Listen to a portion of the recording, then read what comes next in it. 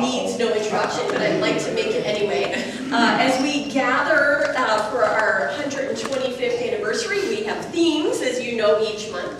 This month's theme is community. And who else better to have come speak to us about community than the community leader and winner of the, what's the exact title? Campton Hills. Yeah, the community, I got to even see what Citizen of the Year, that's it. Citizen of the Year. That's what it is. Campton Hills. Kick back in. Neal Anderson. So welcome, Neal. Thank you for joining us this morning. Thank you. Oh, well, I told the first service, I said, Pastor Dave, I think, did he already do something for your service? Yeah. Well, he set the bar way up here, so now I got to try and keep up with Pastor Dave.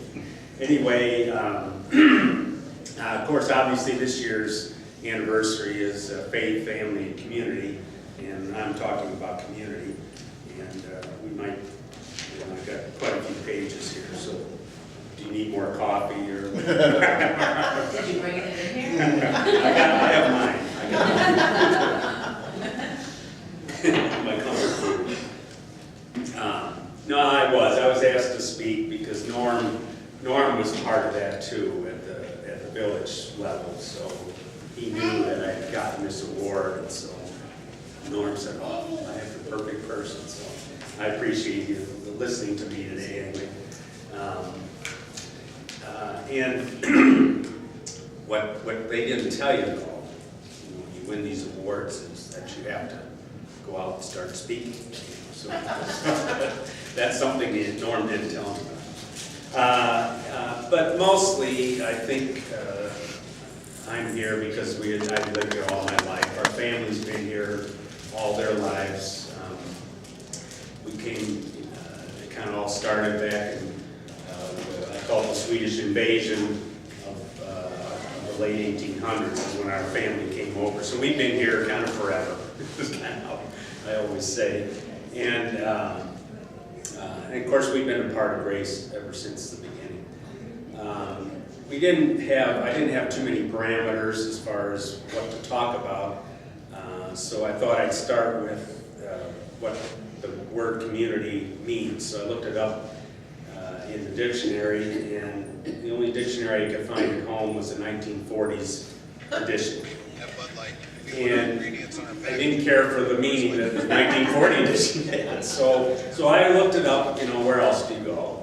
I went online, and of course, everything's true online. So you got to always kind of take that with a grain of salt too. But I did find some good meanings, I thought anyway, that weren't too bad. But a couple of the first ones that I looked at was they called one scientific. And I didn't realize community was so many different levels. Anyway, they said a group of people living in the same place or having something in common. And they had a religious meaning, a feeling of fellowship with others as a result of sharing common attitudes, interests, and goals. And then, you can see I got my coffee mark. But I thought our founders might have had this one in mind.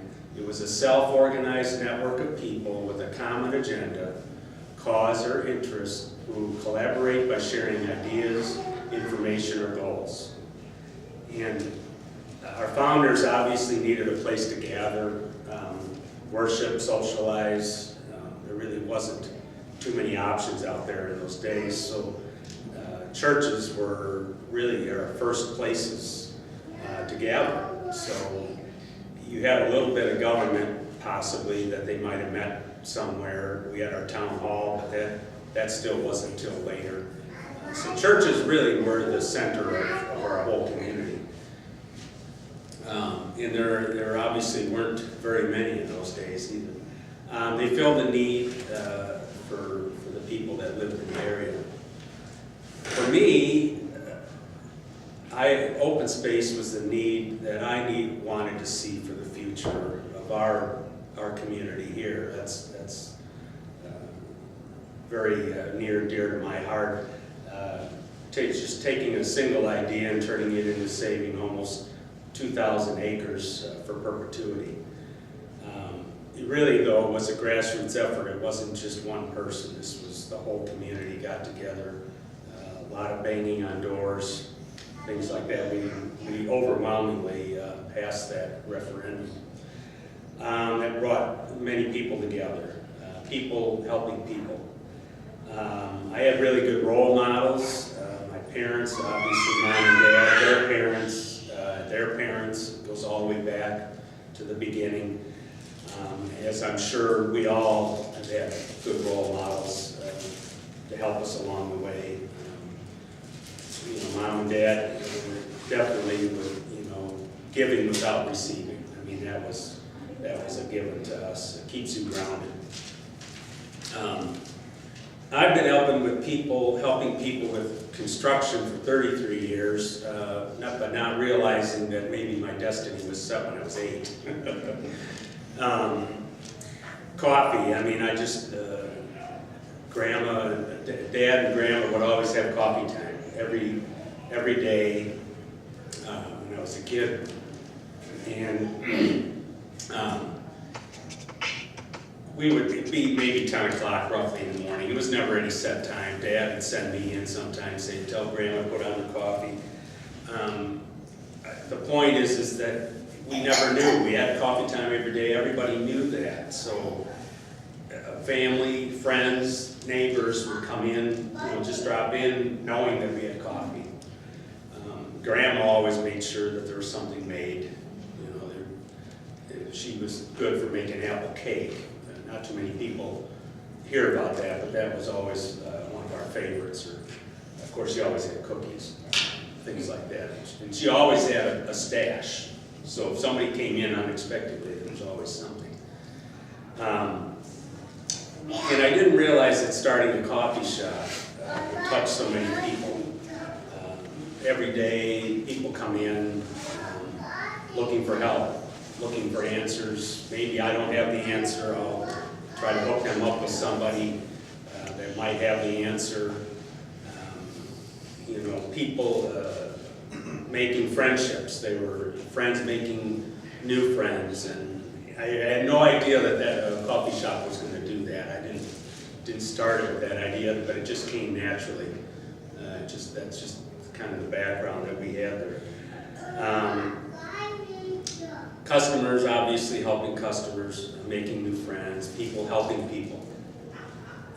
All my connections are word of mouth. I think that's the best business. I think that works for all of us. Word of mouth is always the best. As we move forward, we may have to redefine who we are and where we are going. Obviously, we talk about that all the time. Church in the old days was everything. That was their lives. That's how they connected with people. But now we have to share with so many other directions.